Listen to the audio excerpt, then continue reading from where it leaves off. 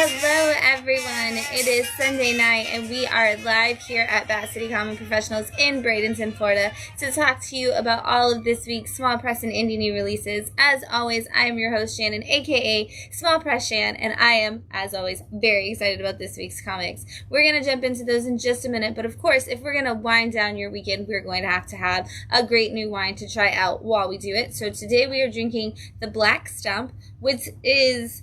it's actually like a red blend, technically. It is a shiraz, but it's also like 60% durif, which I don't know what that means.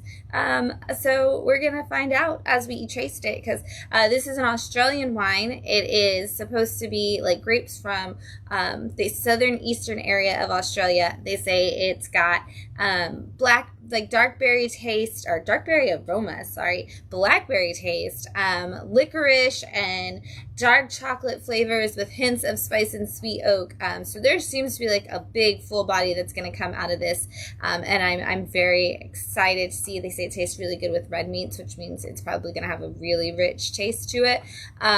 It's also, I love that the name, like the Black Stump, it says that is an Australian expression meaning the back of the beyond, which is kind of like a cool, crazy, like, way to describe a wine. Like, what is this? It's like from the backside of the beyond. It's like from way out there. And so we're going to see, it sounds like it's going to be really good.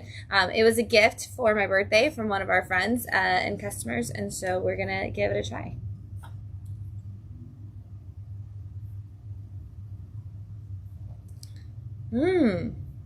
That's really smooth, and it does, like, it immediately has all of those flavors. Like, there's a heavy richness at the front, and then it kind of settles into each of the individual tastes. Oh my gosh, I haven't talked like at all today, so this is gonna be fun.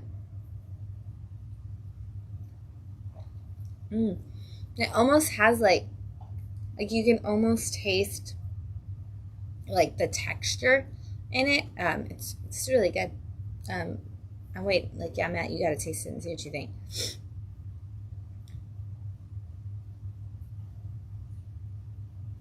Whoa. There's a lot of flavors. That's like intense. Yeah, like spicy and sweet, like oak, like, or hints of spice and sweet oak. Like, you're definitely, I feel like I can taste like that, all of that right there, and then still getting that blackberry and licorice all at like one time. It's like, it's a super strong flavor, but yet without like the tannin, like, abrasiveness and any of that like kickback. I can definitely see why they say pair it with red meats. And honestly, right now we have a blueberry preserve for our charcuterie board that I'm like, this is going to taste really good with like the rich meats and the cheeses, and then that blackberry or the blueberry. It's all going to blend very nicely. So we're going to be drinking this tonight. If you're here and you're hanging out with us, let us know, whether you're watching live or you're watching later on YouTube. Let us know that you're here and what your favorite books of the week were, because I'm going to talk about all of mine, so I want to get to hear about all of yours, and go back and check all of that out and see what everybody thinks later on. And Matt will be in the comments talking to you throughout the show. So we're going to kick it off. Oh, wait, before we do, I have to talk about all the cool things we did this week, because we had a lot. So we had book club this week. We read We World issue 1 of World Tree for our Fresh Start book club, where we only read the first issue, and it costs you only $1 to get the book. And so we read World Tree number 1, and it was a great conversation about how nobody really knows what is going on in that book. And it was really cool because I was the only one who had read beyond issue 1 in the room, so getting to hear everybody's different pieces of what they thought was happening, knowing, like, being caught up with where we are now in the story was really interesting. I also did learn something really crazy at that book club. If you read that book in trade paperback form instead of single issue form, there is a prologue that you do not get in the single issues that is only available in the trade paperback. I haven't read it yet, but we discovered that if you read it digitally, you're also going to get that at this point, because the digital is, of course, the collection of the trades on like Hoopla. So if you have a library card and you just want to check out that prologue, your library might have Hoopla, and you can go in and check that out. It's going to be, or go to your local comic shop and buy the trade paperbacks to get that extra little issue at the beginning. So it was a lot of fun. Thank you to everybody who came. We also had Story Spelunkers where we read Batman, Robin, and Howard to get ready to go back to school. We had the awesome experience of being at the Bradenton Public Market this past Saturday, where we got to make bookmarks with people and make comics and take fun superheroes getting ready for back to school kind of photos, which was great. So thank you to Realize Bradenton and the city of Bradenton for having us out for that. It was a lot of fun. Coming up this week, we do have manga meetup this Wednesday at 6, and it's gonna be awesome because Matt and I have always have a ton of favorite mangas we want to talk to everybody about, but I have even more new favorite mangas to talk about. So please come talk about your favorites with us, and we're gonna have a great time this Wednesday doing that. And then this Saturday at 11:30 and 3:30 we are back to regularly scheduled comic creation workshops. So bring the kiddos out and they get to learn how to make their own comics with us. It's going to be a lot of fun, as it always is. It's my favorite day of the month. And then if you haven't checked out our events calendar, make sure you check that out on our Instagram or our Facebook, because we have some really cool things coming up, like this August 24th, which is our end of summer reading party. All are invited to come join us. It is going to be Dogman themed, so there's going to be lots of activities. We had a Dogman field trip recently, and everybody was like, when is Dogman Day for the public? It is August 24th, that Saturday, and it is in partnership with Descent into Gaming, who will be bringing out Dogman board games and other fun. So make sure you come out that day because it's going to be a blast, and I'm so excited. That's a lot of stuff that we have going on. So like I said, make sure you check that calendar to keep up with when things are happening. And then we're going to talk about some comics. So first up, we've got Kaya, issue 20 from Image.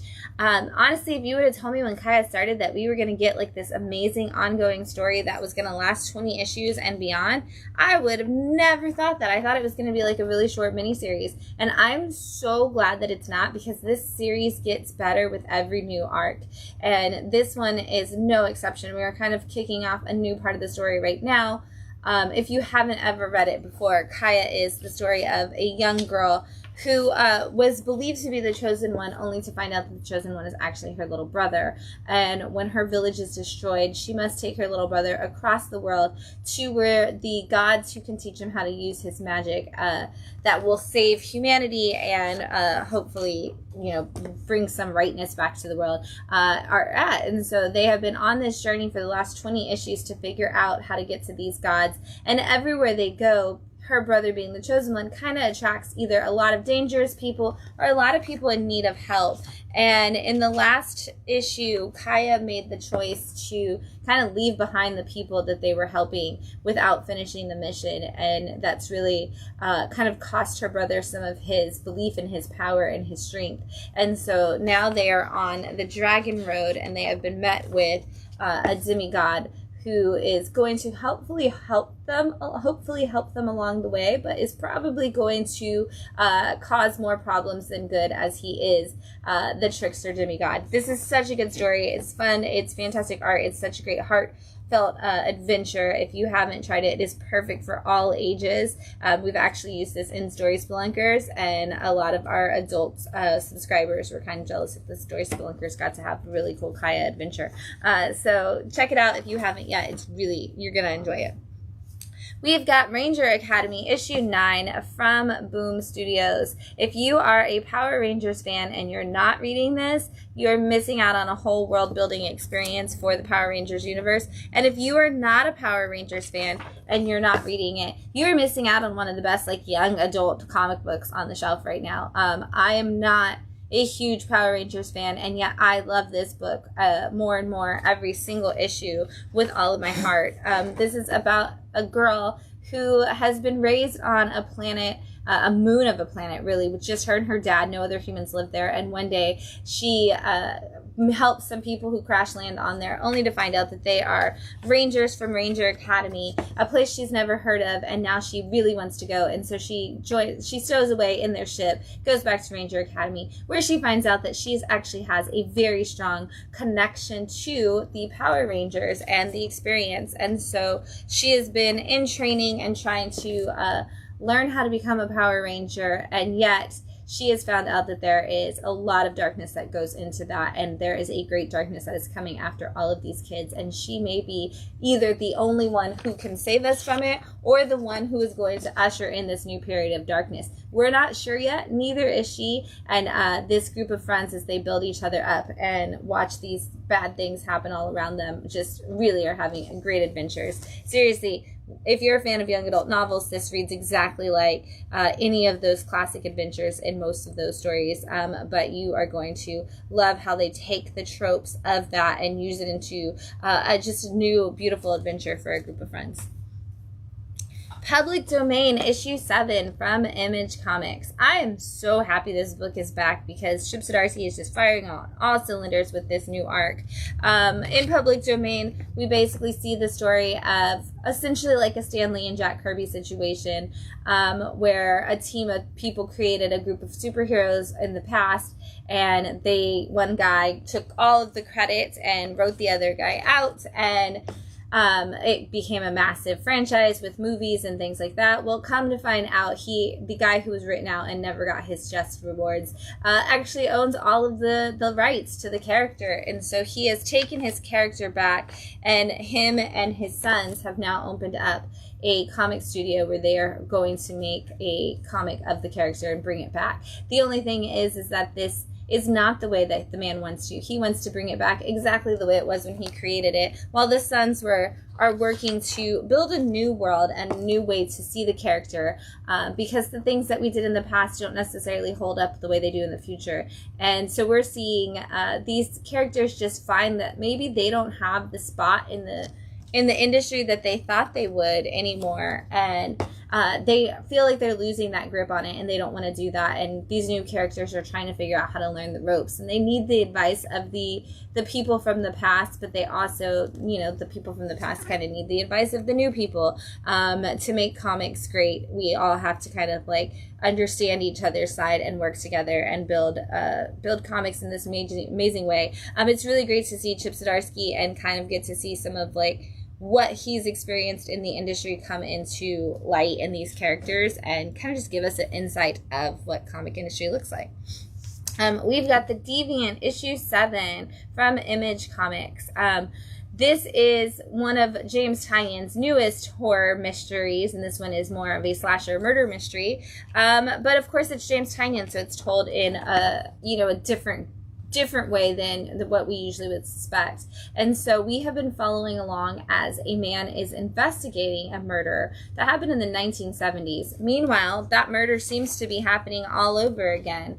And as this guy is investigating the murder, he becomes the prime subject for the new murders that are happening. And recently he was arrested as that subject. And so now his partner is actually trying to figure out if there's a way to clear his name, and if, he can actually use the evidence and stuff that was built up against the previous killer as a way to kind of save his partner. We get to see the investigation coming from the side of the partner, the side of the original murderer getting interviewed, the side of the FBI agent that's doing his investigation into the new murders. We are getting this from so many different directions, and yet we still have no idea what happened in the 70s or what is happening now, and we're going to see how long it takes for anybody to piece it together, including us. And so it's absolutely fun thriller that is just kind of slow moving and building up something big. We have a lot of Scout comics back out this week, finishing some of the series that had previously launched before they went on their hiatus. And so we've got issue 6 of Dust, which is the end of the first arc. We may see some more of this come in the future. Since it has been a long time since this has come out, a quick recap of Dust is that we are in a world where it's post-apocalyptic. The world is covered in nothing but dust. There's no water. We've had all that war. The people who have it live in the big city where a king essentially has taken over and is running things. And a young girl fights back against them, and a group of rebels finds her. realizes that she's actually like this chosen one who is meant to save everybody. We have no idea why. We just know that everybody is looking for her, and she is currently on a heist to try to help them get the things they need to get the water to the people, but also to destroy this evil bad guy who we actually meet for the first time in this issue, and we learn a little bit more about who she is and how she could be able to save everybody, but he may have just claimed her for himself. And so going into the next arc, we're going to figure out if there is any saving not only our main character, but the world at large. And we'll see. Scout went on a hiatus for a little bit. I'm not sure if they're back completely or if we're just getting some of those trickling books coming through. But we're going to keep looking into that for you so we can see where we are with that. We've got Dead Ways issue 5 from Ahoy Comics, and this is a new superhero universe from Ahoy, but we are following along with a couple of people who were super villains and decided they wanted out of that journey. One of them really just wants to be a good guy, and his friend is like, I go where you go, we're partners. Like, he doesn't really have a desire one way or another. And over the course of the last 5 issues, we've seen them get captured by a superhero group who kind of took them in and did testing on them and just basically was like, there's no way that you're going to be good people. They got away from that, and they finally built out a nice life for themselves. And one of them, the one who wanted to be a hero, had finally gotten a place where he was working as a sandwich maker and working with a mom and daughter who he really loved. And in the last issue, the daughter was kidnapped by some people that the heroes had brought in, treating like they were supposed to be their helpers. And now they are forced to work with the hero that they hate in order to attempt to save the day and bring this little girl home. And you get this really beautiful moment where you find out that the mom actually knew he was the supervillain the whole time, and she took him in and gave him the chance because she saw something in him a long time ago during an attack that he did that made her think he wasn't actually the villain that he was supposed to be, according to the world and the role he'd been cast in. And this book, because it is a way, has such a good conversation about stuff like that, like being cast in a role, and whether or not a person can ever change from that position. So much of the time, like, you're labeled when you're young, this is who you are and this is what you're going to be, or even in your beginning of knowing somebody, and you have the opportunity to change. This book's kind of giving us the chance to address that. We've got Love Me, a romance story, issue 4 from Mad Cave, and this is the wrap up of this story for us. And honestly, I hope we just get another arc, even though it ends perfectly and beautifully. I just really love these characters and want to see some more. But this is all about a robot who is a taxi cab driver in a world where they've kind of pushed robots aside. You're not supposed to, like, they've come and gone, and humans don't really treat them well. But a young robot falls in love as he's working his cab with a woman who just happens to have all the same things in common with him, and he loves getting to talk to her as he drives her around in his cab. But on the day that they're supposed to meet to go out on their very first date, officially, she does not show up, and it turns out that she is connected with the mob, and she is kidnapped by them, and they are holding her hostage, and he kind of is like, I know that I have to save her, like, this is my duty, this is what I need to do, I feel something connection with her. And so we have seen him over the last 4 issues go on his own adventure to take down the mob and save the woman that he has this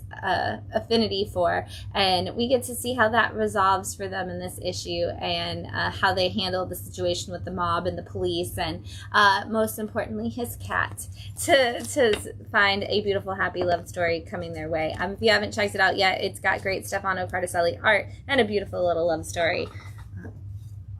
Honestly, at this point, you probably have to wait for the trade because I know we're sold out on issue 1 and 2. I'm just going to say that. Ain't No Grave, issue 4 from Image Comics. This is the newest from our team behind books like Middle West and The Me You Love in the Dark. This is Scotty Young on writing, which is one of my favorite things. And I love when he's got a Jorge Corona doing art for him. But this is the story of a woman in the Old West who was at one point like the greatest gunslinger and, you know, the thief. And she meets a man, she settles down, she falls in love, and they have a daughter, and she builds this perfect, beautiful life. And then she realizes one day that she's sick and she's dying. And she's like, nobody ever takes from me unless I give them permission to, and that includes death. And so she leaves her family behind to go to the other side, where she is going to battle death for her chance to live. If she can destroy death, then nobody can take her from her family. And so she has been in this fight for the last 3 issues, going through the different levels of the afterlife to try to get to death. And this issue is an entirely silent issue, showing this newest battle and this newest trial that she has to face before she can get to death. And there are only 2 words in this entire issue, and it's definitely a chilling, great way to twist us towards the next issue. So if you haven't read it yet, this is another one of those beautiful, like gut-wrenching, heartfelt stories from the team of Scotty and Jorge, and it's gonna be, you're gonna want to read it. It's just absolutely beautiful. We've got Hercules issue 4 from Dynamite, and this is not the wrap-up of this. A lot of the Dynamite Disney series have been ending on 4. That's mostly just been the villains. It looks like Lilo and Stitch and Hercules are going to actually go beyond that. And in this story, we've been following along as Hercules has been trying to solve a mystery because gods have started to disappear. And every time he kind of goes to investigate a different god, that person disappears. And so he, in this issue, is sent to go help with a war that is being done between centaurs and humans in this area. And Ares sends him to help, and he thinks he's supposed to be there to solve it, but of course Ares doesn't want anybody to stop a war. He wants them to start a war.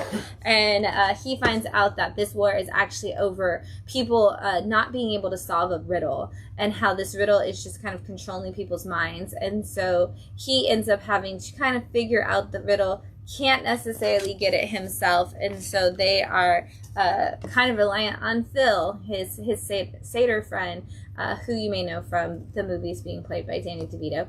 And so he has to rely on him to come up with the answers to help them, only for them to figure out that this may indeed actually still be connected to the investigation of the missing gods, and more gods go missing throughout, and so he must continue to investigate what is happening. And we're going to see if he ever figures it out, because right now he's fixated on the fact that it's probably Hades, and everybody's like, it can't always be Hades. We're going to see, is it always Hades, or is there somebody else behind this mystery? Principles of Necromancy, issue 4 from Magma Comics. This is the wrap-up of this story, and honestly and truthfully, I went back and forth like on whether or not even just this issue alone could be a pick of the week, because it's such a well-written issue and such a cool story. So if you don't know, Principles of Necromancy is about a guy who's Dr. Eyes, and in a world where basically all of the medical people are a different body part, and they're supposed to make up the body of the medical practice. And he's kind of gone off the deep end. He was supposed to be the guy who worked on vision and things like that, and now he is, of course, as the name would imply, into death and the concept of not allowing people to die. He's been ousted from the medical society over the course of the last 4 issues, and now a king has brought him in and is like, I feel that I'm at my most powerful, and yet at the same time, I can feel myself getting weaker, and I don't know if it's just age or if there's something wrong with me. So you have conquered death, and you have this plan to keep people from getting sick and dying. And so I want you to do that, to do your masterful work to me. And Dr. Eyes is like, I'll do it in exchange for the deaths and burning of all of the other doctors. And so this is him kind of going through and trying to figure out how to rewrite the structure of this king, and whether or not he gets what he wants in return is definitely a big concept to kind of push Dr. Eyes over the edges into what he could truly become. Not at all where I thought that series was going when I started it, even from where we were in issue 1 to where issue 4 takes us. Not the same book that I thought it was going to be in any capacity. Once they introduced the whole medical body, the story really kind of changed.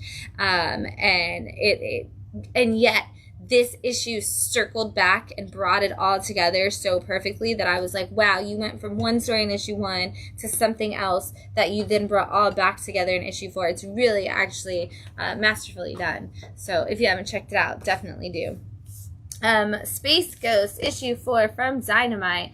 All of you classic pulp cartoony kind of fans have been loving the Space Ghost return, and you know, all the people who are just so excited to see the cartoons comics come back. This has been a big one. But in this, we have Space Ghost is taking care of 2 kids who are lost in space and have lost their family and are currently controlling are taking care of this monkey that their father has invented, who seems to be the secret weapon that can like bring destruction or saving to all of the galaxy. Well, while Space Ghost is watching this, kids, his ultimate villain has returned, and he must figure out what is going on. And so Space Ghost goes off to the planet where the bad guy was supposed to be, and ends up fighting a massive robot. Meanwhile, the kids sneak off to go help some other people who say they're in trouble, only to find themselves at the mercy of the very villain that Space Ghost tells them to stay away from. And where this story is going to go from there, and whether or not Space Ghost will hold true to some of his threats and promises that he has put out there, we're going to find out as issue 5 brings us yet some more of the world of the Space Ghost adventures.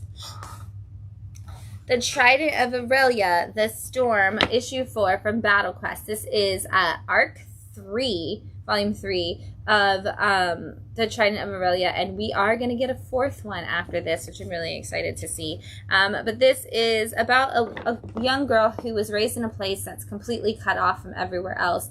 And in volume 1, we learn that they are sacrificing young maidens to the ocean because they think that there's a god in there that's causing the oceans to be polluted and dangerous and everything. And when they go to sacrifice a young girl and she falls into the ocean, it turns out she's actually like the long lost mermaid princess, and she restores the ocean back to its former glory, and then it comes back to rule this society. And in this volume, she has been dealing with a new war that has come to their shores, and they have been trying to fight against this storm of bad guys heading their way, and this evil siren who threatens to kill them. And in this one, we actually get to see the battle between her chosen knight and the knight for the siren. And as the champions go head to head in battle, we are going to figure out if anybody can survive. Meanwhile, our queen, as she is now, is also in dangerous places, and we need to figure out if she is going to survive. If you are just like, why are there not more mermaid stories in the world, which is something I say all the time, you should definitely be reading this, because everybody has some really cool like mermaid specialty powers that just make them all really awesome. And they're building us an entire mermaid universe that we're not getting anywhere else. So thank you, Battle Quest, for giving us mermaids, because we should have more mermaids in comic books. I don't know why we don't. I don't know why we don't have more mermaids in like young adult and kid lit in general, but the fact that this is a young adult comic book and stays true to that the whole time with mermaids is absolutely fantastic. We've got Scarlet, issue 3 from Image, Skybound, and our Energon universe, which is our crossover between Transformers and G.I. Joe. This, if you were a fan of Kelly Thompson's Black Widow, you absolutely 100% need to read this, even if you're not reading the Energon universe, because Kelly Thompson is writing this, and it very much feels like if she could have taken Black Widow on some more adventures, this would be where she goes. But this is all about Scarlet, who's always been a government agent who kind of played by the rules. But when one of her, essentially her sister, Jade, goes undercover in with the group that like Storm Shadow and everybody is a part of, she finds herself like kind of having to go after her because Jade has not returned, and she's worried that something bad has happened to her. And so now Scarlet has gone undercover in the same area, but nobody believes that Scarlet would defect from the government, since she's been such a strong member of their team for so long. And so she is having to prove herself, and in this issue she is currently taking out a large amount of people in order to get to the targeted goal that they sent her on in order to prove her alliance. And so we kind of just get to see her go out and kick some butt and really try to figure out how she's going to prove to everybody that she is in it for the long haul. And it's just really great. Again, it reads exactly like a Black Widow story, written by the Eisner-winning writer of Black Widow. So check it out. We've got Misery, issue 3 from Image and your Spawn universe. I love that we're getting all of these Spawn books that kind of are all the different pieces of the puzzle. It's really kind of feels the way like Hellboy books do, where you don't necessarily have to read the main titles or even know about the main titles to jump into some of these side pieces. And so this is all about a girl who has found herself having some powers that she's not really sure how to control. And she's got them. She has the ability to go invisible. She seems to have these blackout moments where people who are attacking her get attacked in return, and she doesn't remember what she does to them, but she is definitely messing them up really badly. And in this issue, she kind of gets a warning from Al, her friend Al, who, if you are a Spawn fan, you know is Al Simmons, Spawn himself, who's like, hey, you know, I'm watching, I'm keeping an eye on you, you're getting yourself in a lot of dangerous situations, like you should watch out. And she's like, look, I'm going to figure out what happened to my mom, I'm going to figure out what's happening to me, and I'm going to do it one way or the other, and I don't care what anybody says, whether it's the cops, whether it's my dad, whether it's Al Simmons himself, I'm going to figure this out. And she tries to go undercover and do her own investigation, and some bad things happen, and we're left wondering how that's going to play out in the next issue. So if you haven't picked it up yet and you are a Spawn Universe collector, definitely grab this, because we're going to see a lot of pieces that are very important to whatever it is that Todd's building, because if you see this writer credit right here, Todd is actually doing this story specifically, so there's got to be a big reason for why he's working on this one. So make sure you jump in.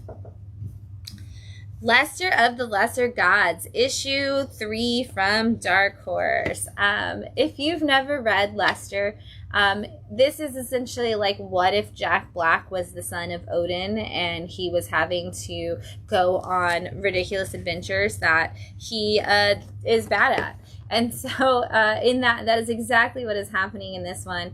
And most recently, he was in the middle of a battle with a cat that a cat person who he's completely like does not understand what their name is, and a robot, and this like half human like cat, like half like furry creature thing that he is going with. Well, they are caught in this last issue at the beginning of this issue, and he feels like he tries to save his friends and he doesn't do it. He fails epically, and so he ends up he ends up failing because he's fighting his mom, and he realizes like the one thing he has not managed to master is the hurtful comments that his mom gives him. And so he runs away and doesn't save his friends, and just like literally like just goes back to like whatever, like he's like delivering pizzas and just not being a god, is the son of a god at all anymore. He's like, I give up entirely. And he realizes that that's not only what a god would do, but it's also not what a good friend would do. And his friends have always been there for him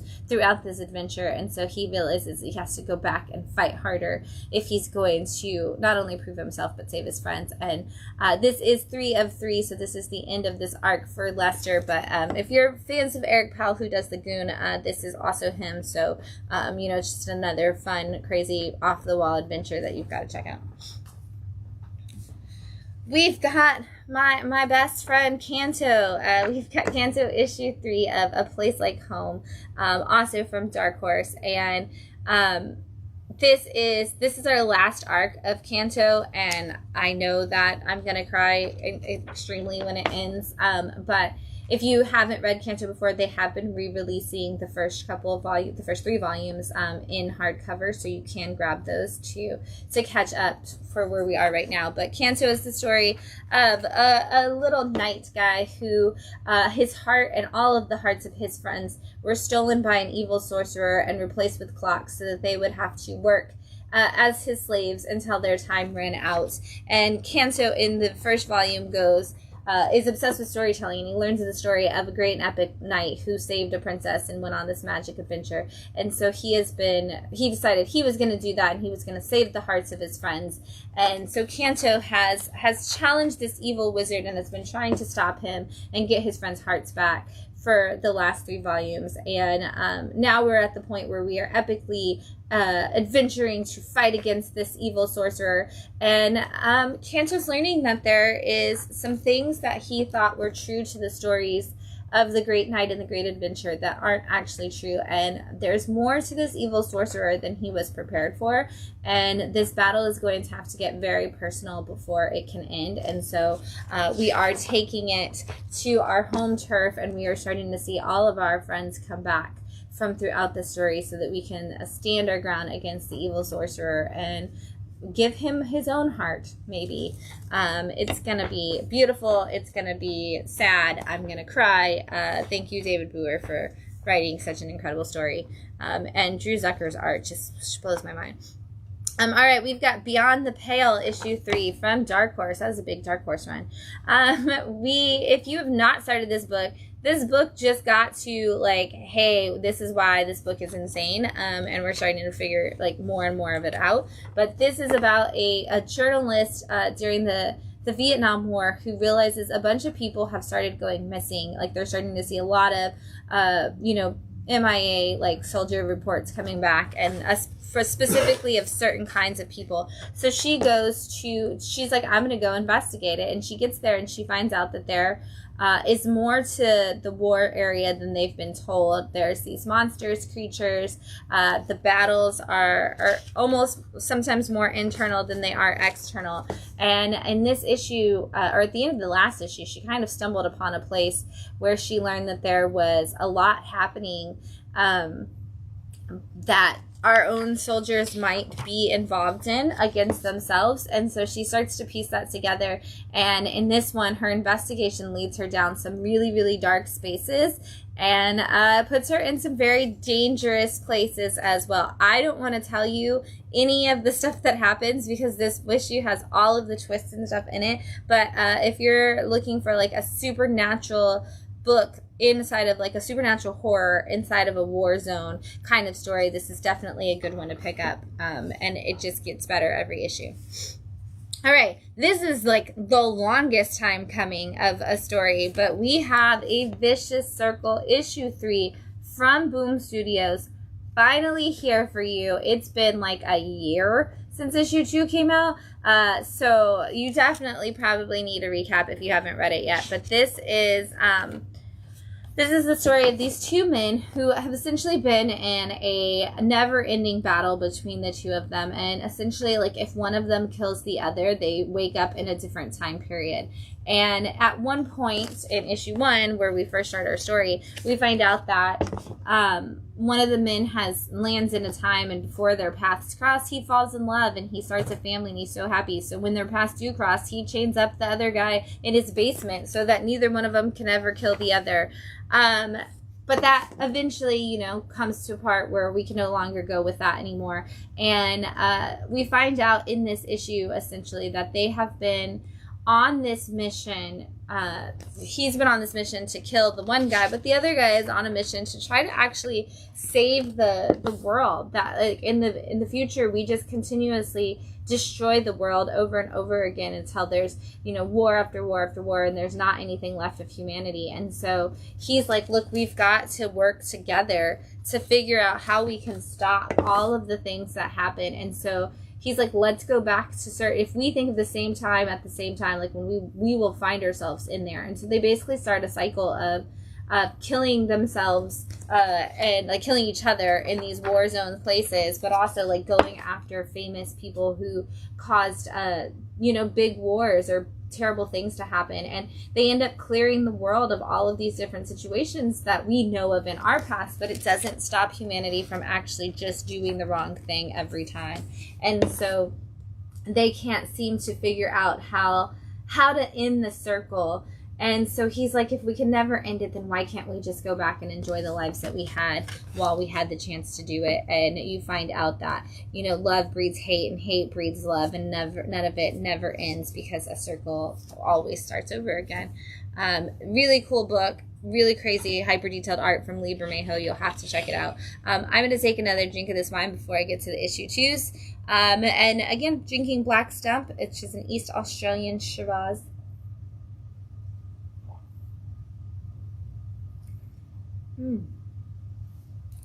It's nice. All right.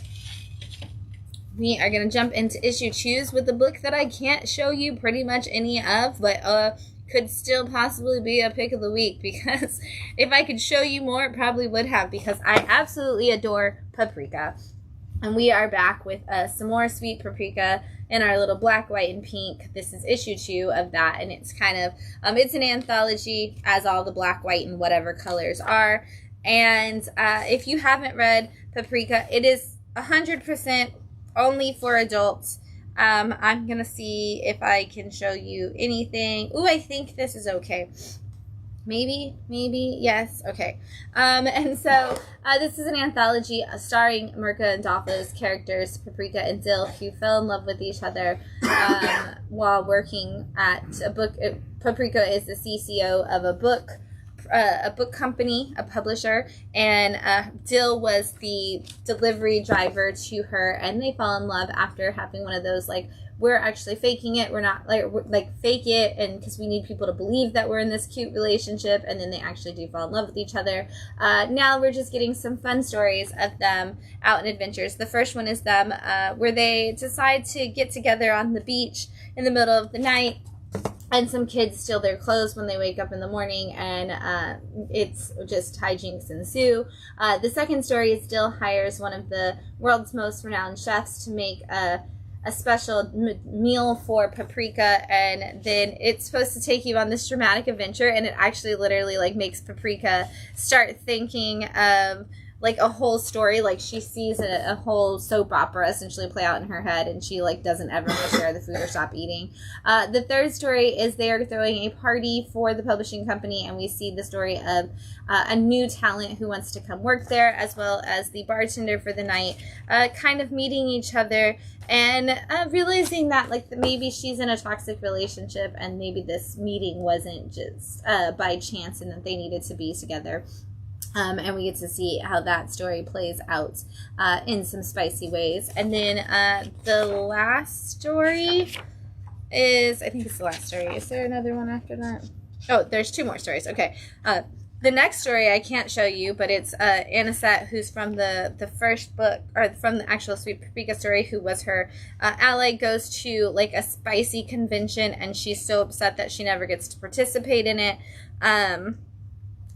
Because she's busy helping this lady with her cat, only to find out the secret of who the lady with the cat is.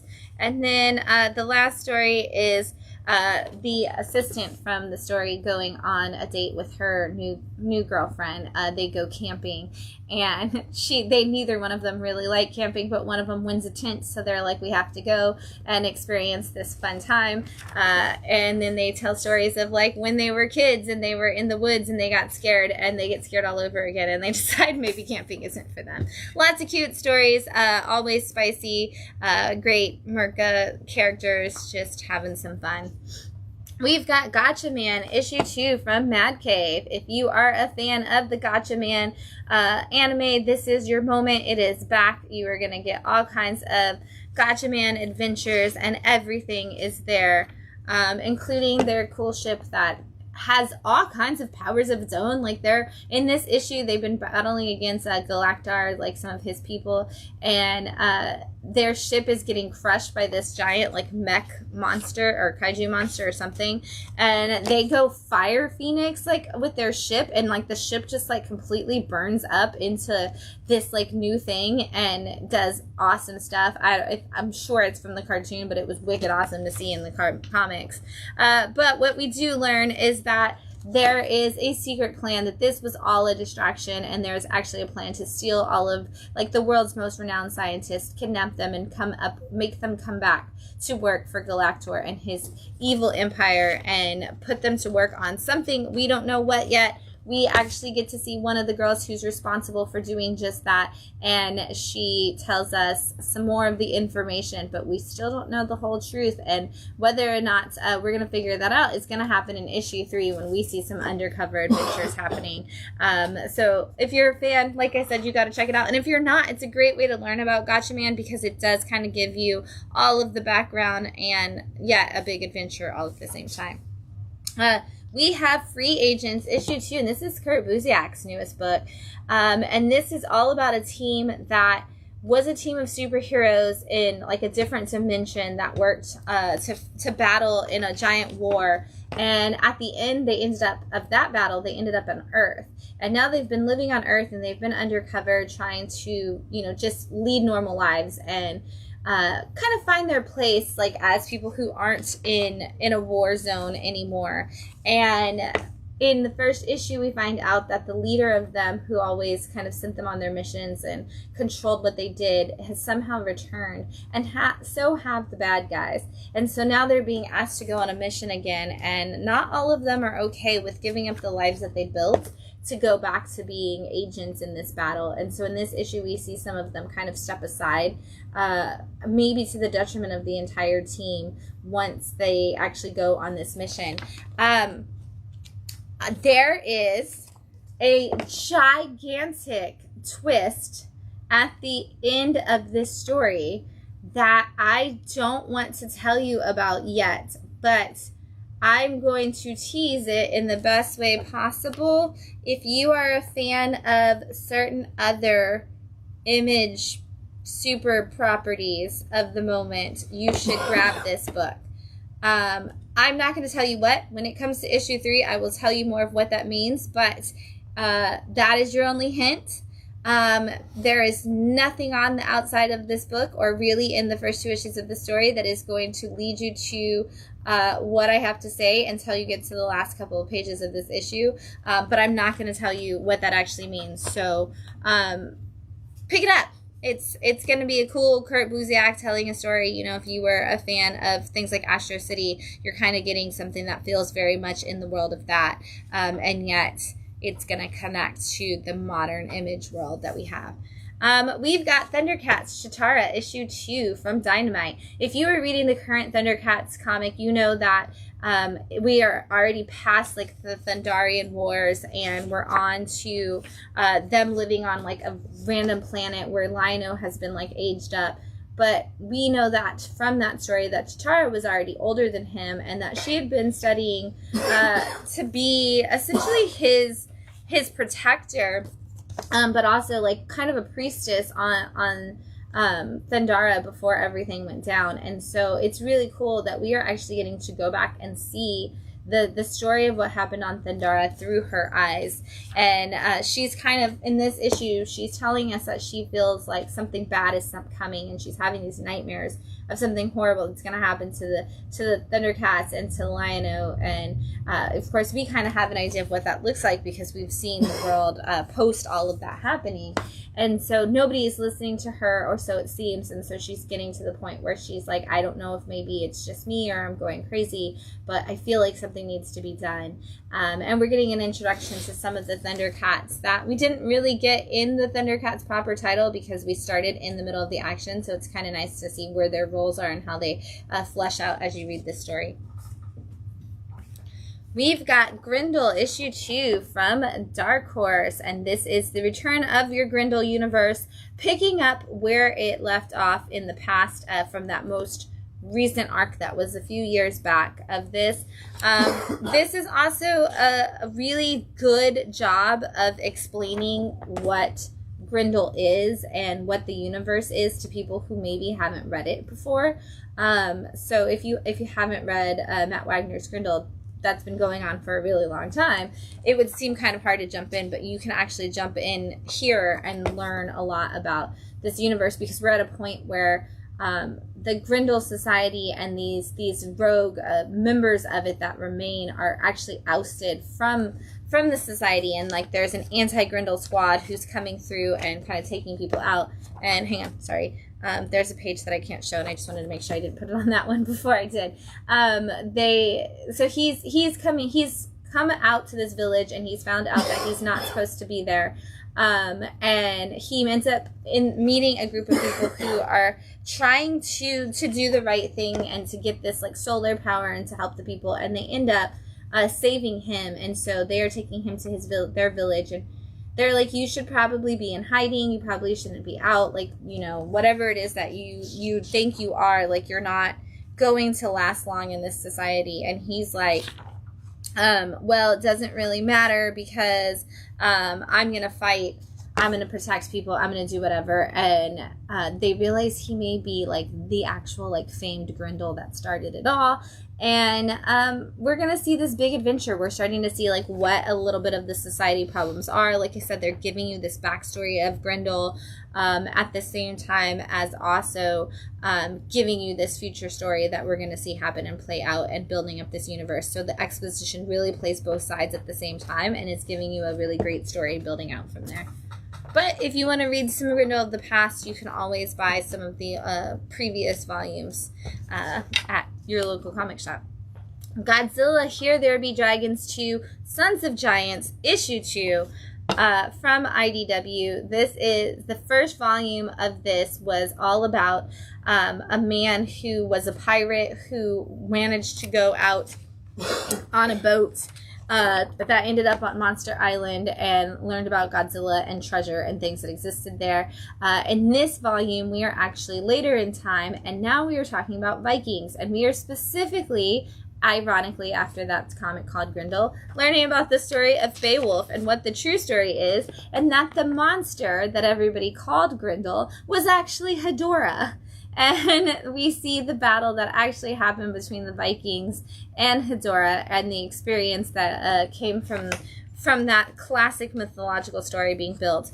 But at the end of the last issue, we learned that there was a secret society that was kind of in charge of making sure the kaiju stories and kind of stayed buried and that things didn't happen the way that humanity never really found out about kaiju. But the person they've come to is actually connected to that pirate story that we heard about in Godzilla, Here There Be Dragons Volume 1. And so we are going to see the overlap as this goes on of how these two things connect and whether or not we are going to get able to stop these kaijus from destroying the world, including some battles between Godzilla and Hedorah, and I'm super excited about that. And we get to see a rehashing of their battle that is the known battle, and you get to see Mothra and Rodan show up in that story, and we're going to see how they're all going to come into play into this universe as it rolls out. Honestly, Here There Be Dragons was like a surprisingly huge fan favorite. And the fact that like now we're going in like a slightly different history and we're bringing in this whole secret society and kaijus are a part of all of it. It's really cool to see. And so if you're a Godzilla fan at all, grab Here There Be Dragons Volume 1 in trade paperback form, and then jump in here. You don't have to have read that one to read this one, but it seems like there are going to be some big connecting pieces coming. So as of right now, while you could jump in here, you may want to actually grab that first arc and read that first. Like I said, Scout was back with some stuff, and I'm going to show you. We have 3 of the 13 origin stories in, and I'm going to talk about each one of them individually. But before I say the 13 origins and then name 3 different books that you are confused about, I want to tell you that they're here. This has been the Chispa universe, which is all of our Latinx superheroes, and we're telling the story of the 13 origins, which is each of the different heroes that make up the 13. One of them this month was Dragon Thrall. This is issue 1, which all of these are one-shots that are leading us towards the 13 story that is to come. And Dragon Thrall is all about a girl who had immigrated to America to do her college education and to study. And when she goes home to visit her family, on her way back in, somebody steals her passport and her information, and she is not able to get back into the country, and she gets very angry about it, and she ends up trying to figure out what happened, and she has this like fire and this anger inside of her, and they keep telling her this story of this ancient dragon thrall who kind of oversaw the fire worm and all of this within her, and she realizes that she may be the very dragon thrall that is of the modern society, the person who's supposed to be the harbinger of that fire worm. And we're going to see how that's going to play out for her as she finds her spot within the 13 coming up in the future. We also have the next of the heroes, which is Vindaval. Sorry. She is another one of the 13. And for her story, she's been having these like dark nightmares, and she has these stories like that she kind of sees things that happen from the past, while her brother seems to have these nightmares that are visions of the future. And she is kind of a little more open to the idea that she knows that something dark and bad is coming, and her brother are trying to kind of balance her dreams from the past and his dreams of the future to figure out what that thing is that's coming for them. Meanwhile, they find themselves actually facing it in a way that they didn't expect to, and having to try to protect their abuela as this darkness comes for them, kind of leads them to opening up to what their powers, like their latent powers, may be inside of them, and figuring out how she and possibly he are a part of this superhero origin story that we are experiencing right now. I'm really curious to see more from them, because they both seem to have that balance.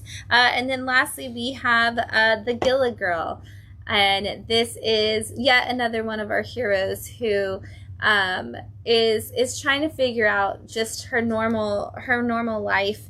And her mom is very dramatic. She runs like a theater company, and she's like, I've always been stuck like with my mom and all these drama things that are happening. And so when things start to change with her and people start to comfort like her, she's like, oh, is this just another one of like my mom's ridiculous things? Like, what's going on?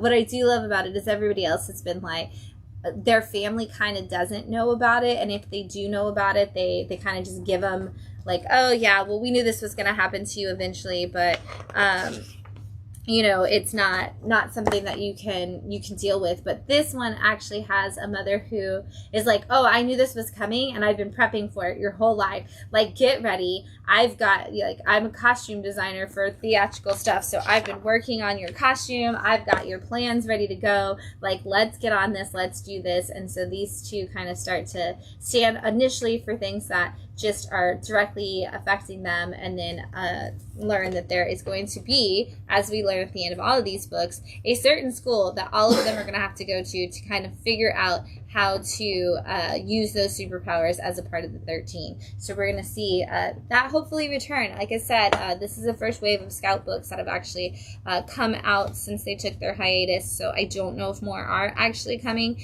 but these are the first ones to come back, so I'm really excited because I wanted to see this universe continue to grow, so I hope we'll actually get that 13 book. 2 years ago, Top Cow did a talent hunt of their own, and they have finally given us a one-shot from the winners of that, which is a Cyberforce one-shot. And this is the winning artist and winning writer working together on this story. And this is all about the Cyberforce has a robotic, like an android that's a assassin that's called the Aphrodite, and one of their Aphrodite warriors gets out, and so they feel like the only thing they can do is send one of their own after this robot android to kind of take her out. And so we follow along as she goes on this quest to figure out how to stop something that is literally trained off of her own movements, and yet is more cybernetic and stronger than her in all capacities. And so we get to see these two go head to head. And she also has a realization that it's like, if they're sending me to destroy this thing just because it got out, who's to say that if I turned in and went my own way away from them, that they wouldn't also just destroy me? And like, she kind of has this hesitation of like, if I round up this person for them and I take out this android for them, like, am I just giving them the fodder to like, and the skill to take me out when the time comes? I'm curious to see if this will lead us to more Cyberforce returning, or if this really is just a one shot to show off what that talent team did, because we are definitely building out the idea that they could come back.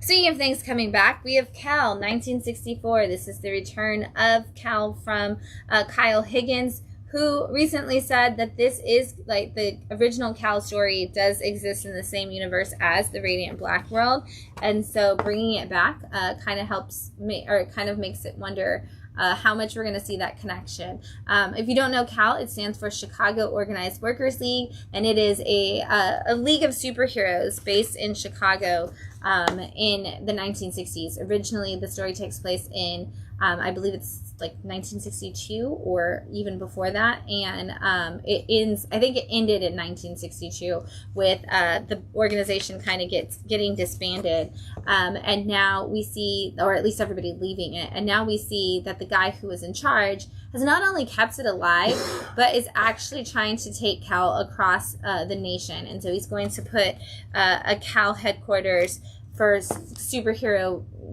opportunities and things into New York, and another one into LA, and grow out from there. And so he is trying to recruit back some of the heroes who were a part of CAL originally, who walked away for very good reasons, and is like, hey, you've got to come back. I can offer you all kinds of things. And also, if you don't come back, here's the thing: you won't be able to operate as a superhero if you're living in New York, LA, or Chicago, or anywhere else we go from there on, because the rules of the union essentially say if you're not a member of the union, you can't operate. And so you're gonna have to join us. And so we see those people kind of forced to deal with how that's going to work and kind of the demands that they're going to make. I'm really curious to see, because Kyle did make a big thing about how he wanted CAL to be a part of that Radiant Black universe, and being that it's in Chicago, that makes sense, and LA, because Radiant Black takes place in both of those places.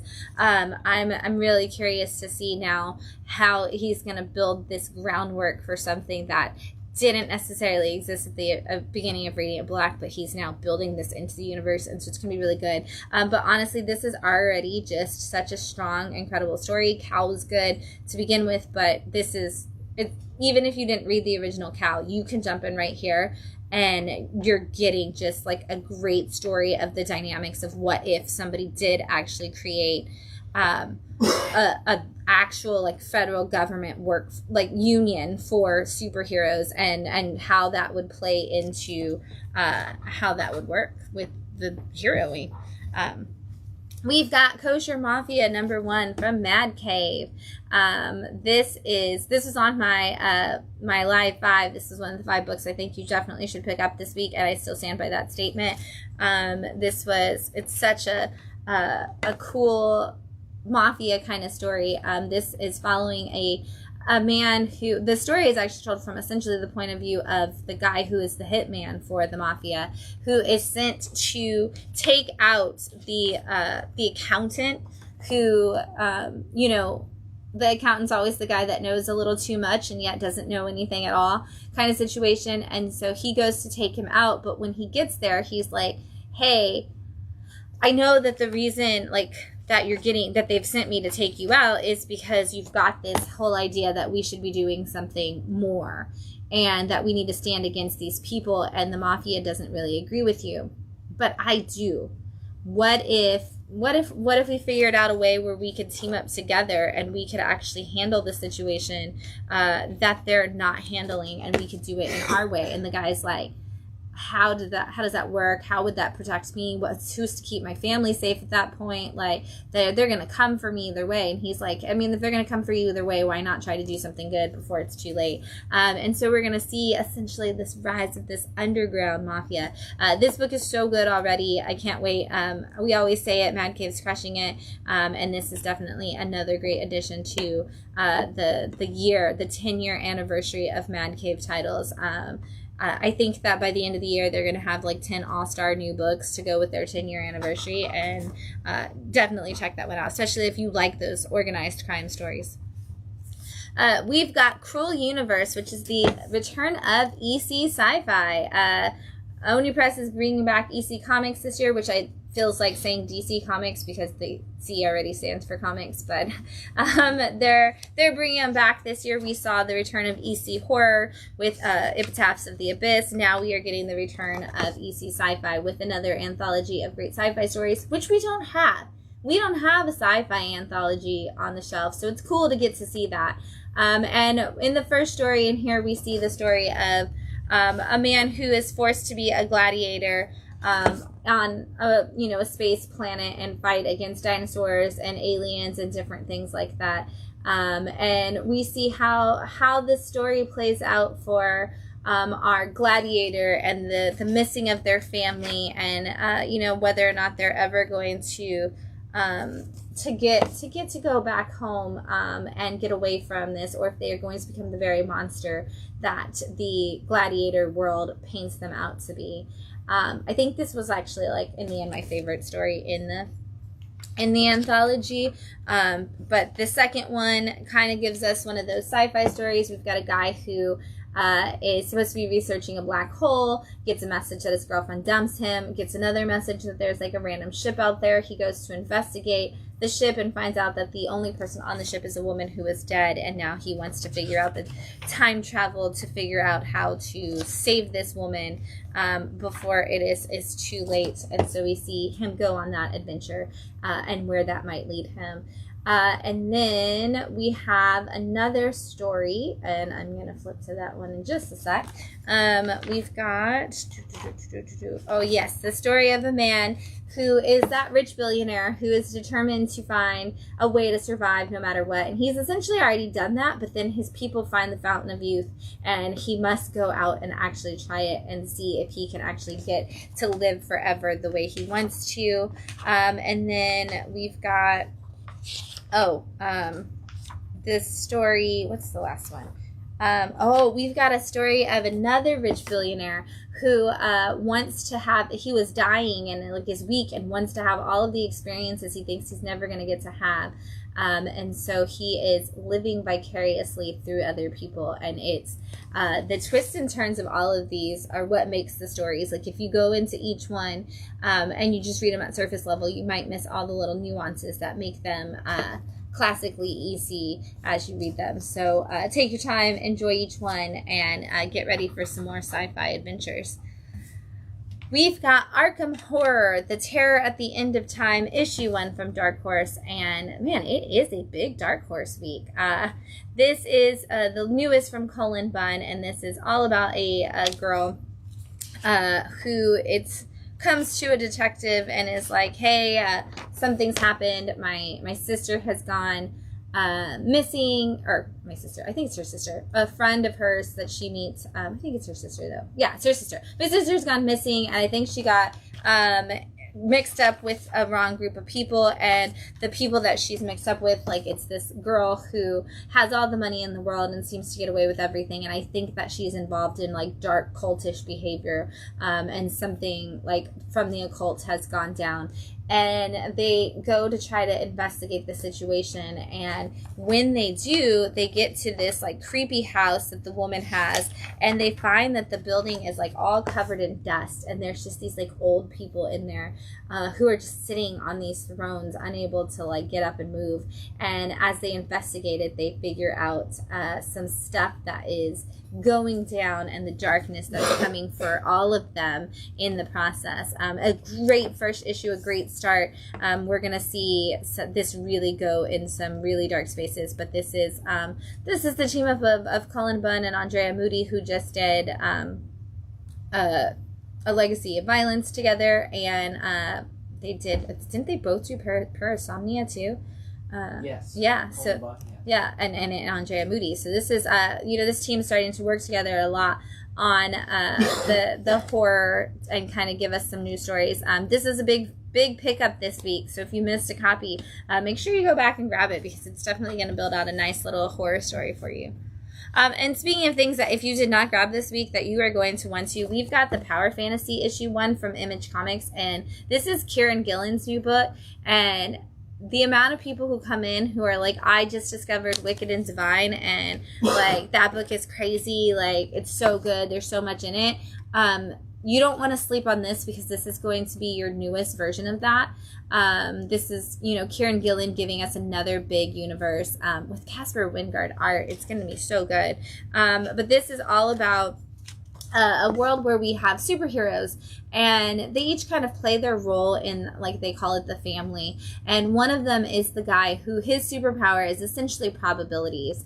And he's like, look, I can look at this world, and I can see that you know, this, you know, if you do this, this, and this, like, this is gonna happen. He's like, I can look at this world and see that it's gonna be bad, and the best thing that we should do is take out, like, the 60% of people that are going to make the wrong choices, and then the rest of the world could live. And I can already predict, like, kind of who these people are, and one of the superheroes is like, I should take you out right now. And he's like, you should, but if you do that, there will be nobody to keep the superpowered people in check, and that will be much more dangerous. And then we fast forward to the future, and we actually see that exact thing happening as a lot of the superheroes are starting to be like not non-controllable. And what's really cool is he does have the ability to like step into people's minds and talk to them. And so as we see this superhero who decides he needs to put on an elaborate display that shows he's the ultimate power, a thing that is going to cause the government to get angry and bring, you know, an attack that doesn't need to happen and negative attention to superheroes. He's like, look, you know what? You have to not do this. You can't go after these people. You can't make this decision.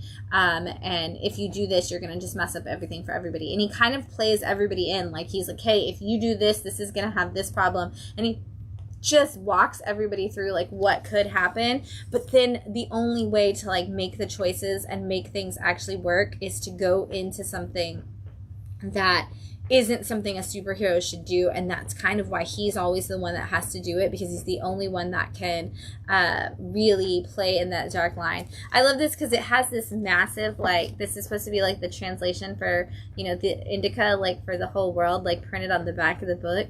But what's funny is in like the very small print, which you will not be able to see no matter how much like we zoom in, there is actually a part that says where did it go? The power fantasy contains trace elements of cultural commentary, irony, and more than your recommended daily allowance of references to the loving spoonful. It should only be consumed as a part of a diverse diet of sequential art. The power fantasy can't believe Ryan has talked it into this as it means it'll have to write something here every issue, and the power fantasy needs to sleep. The power fantasy loves you. And then it just like keeps translating that into like every different language, and there's like these little things here and there, and so it's just funny. And you know, there's going to be a ton of great things to come. And again, Karen Gillan making godlike universes always ends up being extraordinary, and you don't want to miss it, so jump on it now.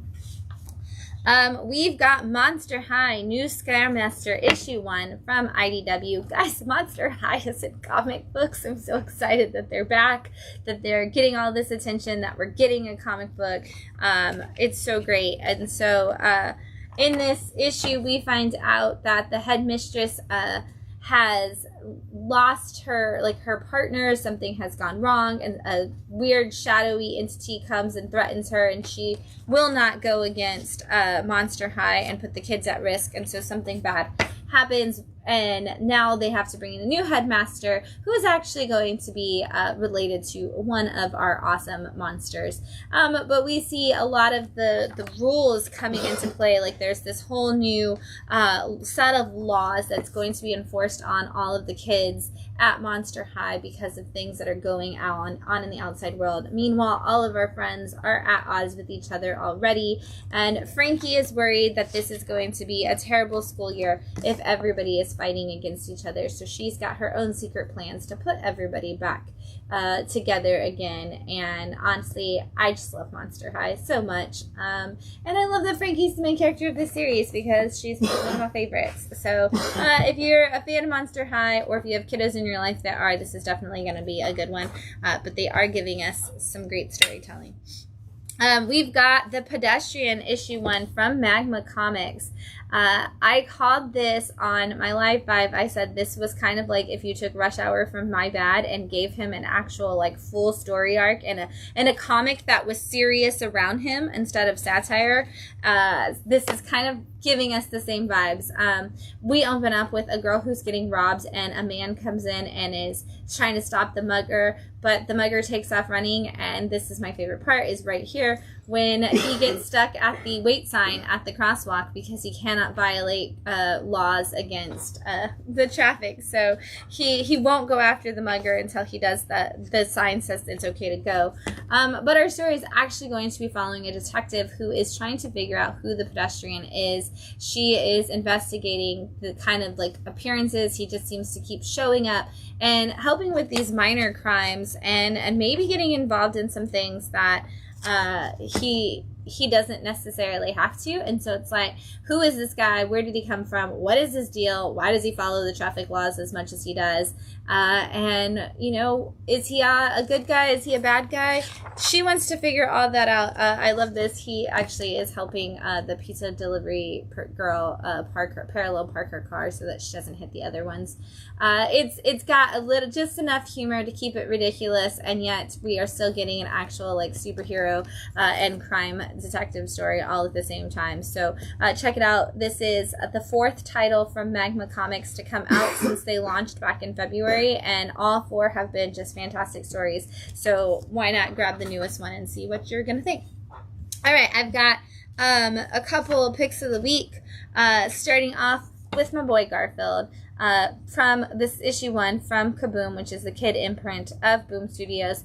I'm bringing this because I'm so excited that Garfield is back. And it's just classic Garfield hijinks. The first one in here is Garfield realizes that he wants a midnight snack, and every day of the week he tries a different thing to try to figure out how to not get out of bed but still get his midnight snack.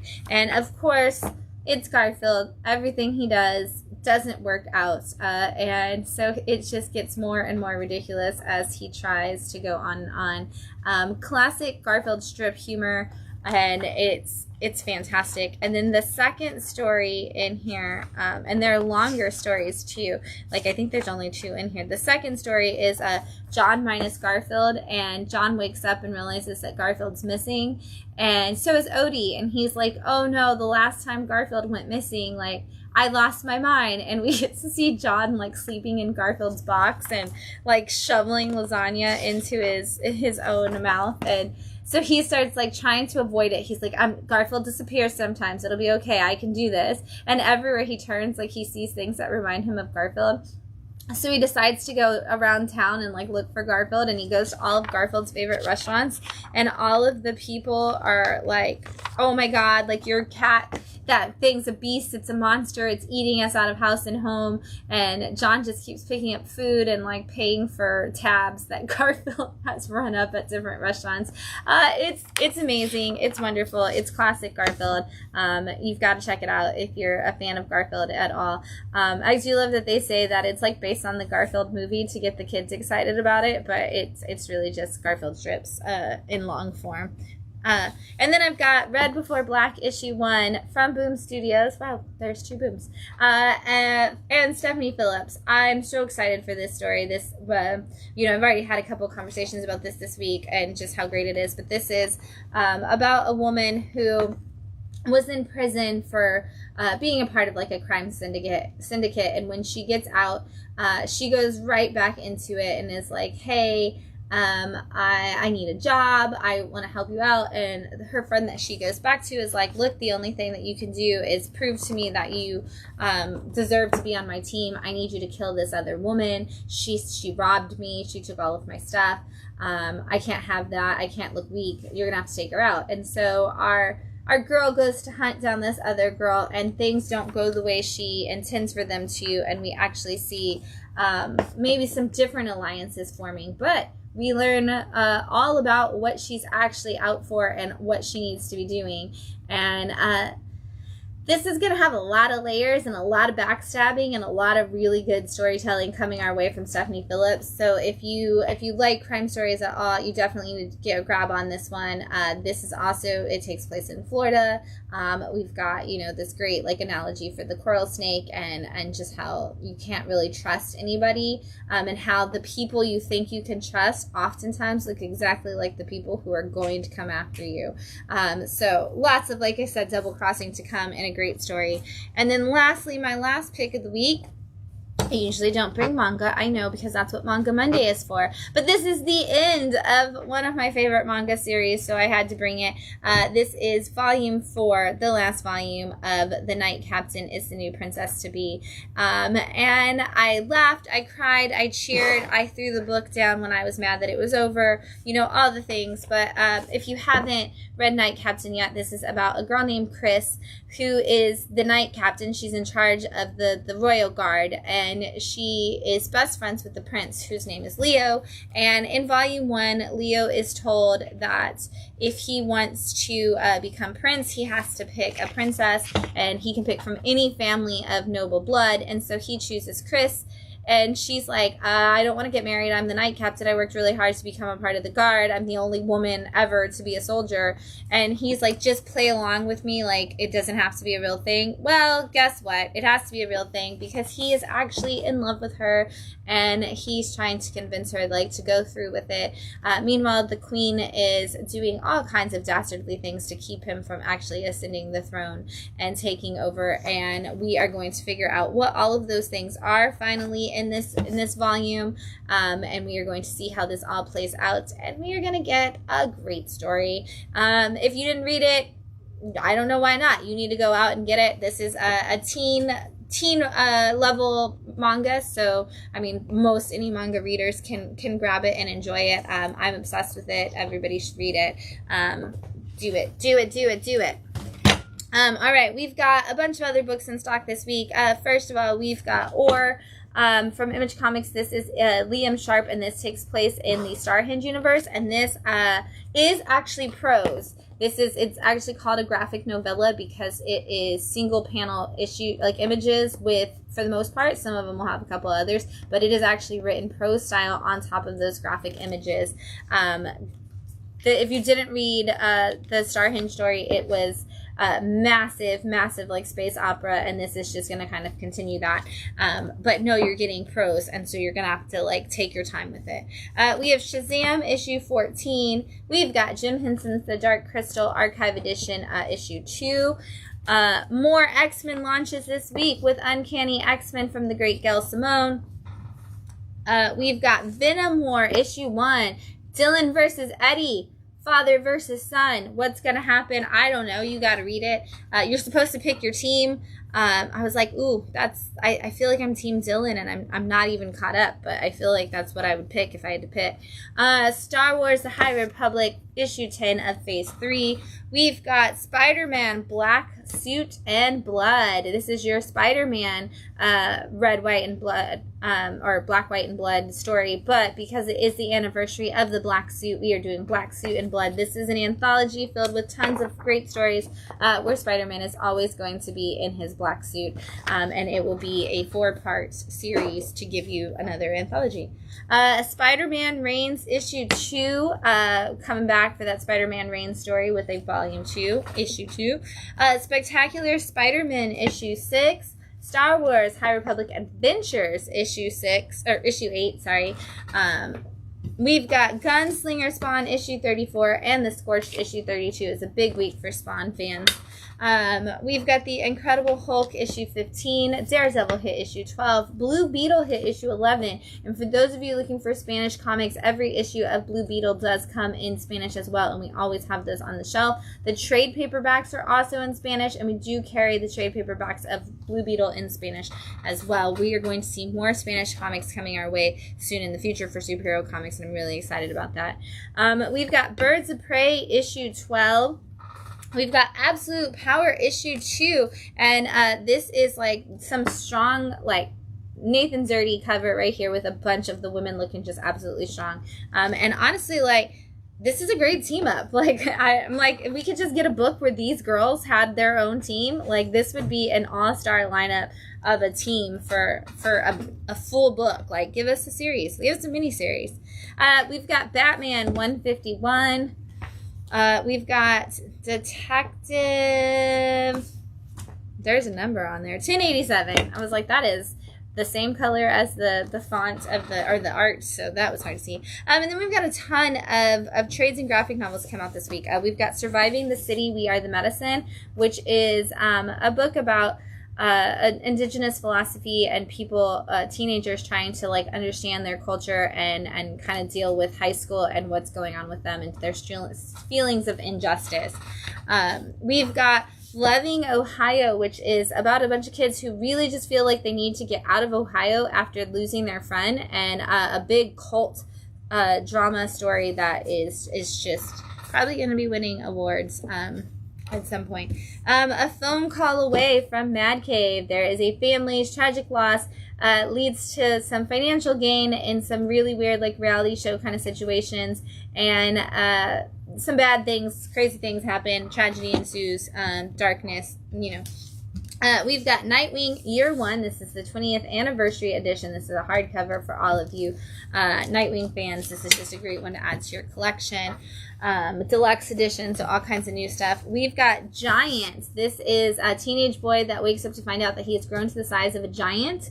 And this is the author's story of the younger brother. This is a wordless story, and it's just a beautiful story of dealing with your own emotion as your health declines and as you're losing a family member. It's just a huge book about grief, and it's absolutely gorgeous, and one like you're probably gonna cry, but it's gonna be beautiful, and it's got hope in there, so don't get too sad. We've got new of the digest size books from DC. These have been fantastic. Throw them in your backpack. They fit in a Loungefly. All the important things you need to know. This is Wonder Woman Year 1 that we've got coming. Nope. Earth 1, Wonder Woman Earth 1 that we've got, and then we've got the Batman Hush story, which, I mean, the coolest thing about all of these is not only do they fit in your backpack, your purse, your Loungefly, whatever, they're also only $10. So you can get some of the classics, some of the old classics, some of the new classics, and just some fan favorite DC stories, and they're going to continue to do these. They are essentially the same size as, they're called digest size, but they're essentially manga size, so you know, grab those. And then we've got It's the Great Storm, Tom the Dancing Bug. This is Tom the Dancing Bug comic strips collected, and this is just kind of dealing with a lot of the stuff from the last few years. Tom the Dancing Bug does a lot of like it's political and historical cartooning, and they're all done in different strip styles, but they just tell a lot of political humor of the time that we're going through. This, like, seriously, Tom the Dancing Bug won the 2022 National Cartoonist Society Award. It was a 2021 Pulitzer Prize finalist. It's won a Berryman Award. It was 2019 Pulitzer Prize finalist. Like, it's won so many awards over the years that it's been out, and this is got like raving, wonderful, amazing reviews from Mark Hamill, Patton Oswalt, Weird Al, Seth Meyers, Matt Groening. If people are into comics and political intrigue and cartooning, they are into Tom the Dancing Bug. So you know, if you are one of those people, grab this because you're gonna want to check it out. And then lastly, don't forget this week, speaking of manga, we have our manga get together, our manga meetup this Wednesday at 6 p.m. Come talk about all your favorite mangas that you're loving reading, or find out some new ones. If you're not reading and you want to try manga, this is a great way. We've had so many people who've come through it and are like, I don't actually read manga, but I want to. What should I read? And we will definitely tell you lots of great things. And if you didn't know, manga is 10% off every day at Bat City, so it's a great way to come in and try some manga and save some money on it. We've got classics and new manga that you can check out, and they're all 10% off. We also have comic creation workshops this Saturday at 11:30 and 3:30 for all the kids and teens. So bring them out and like give them something to detox after that first week of school. School starts tomorrow for a lot of the kids, and up to Wednesday, and so I know this is going to be a busy week for everybody. So you know, give them a day to just kind of like shake it all off after the first week of school and come out for comic creation workshops this Saturday. Thank you so much for joining us. There's lots of great books. Don't forget, Wednesday is New Comic Book Day, as always, so make sure to stop by your local comic shop and grab all the newest and latest in comics. We can't wait to hear what you're enjoying reading, but until we see ya, enjoy those books and happy reading, everyone.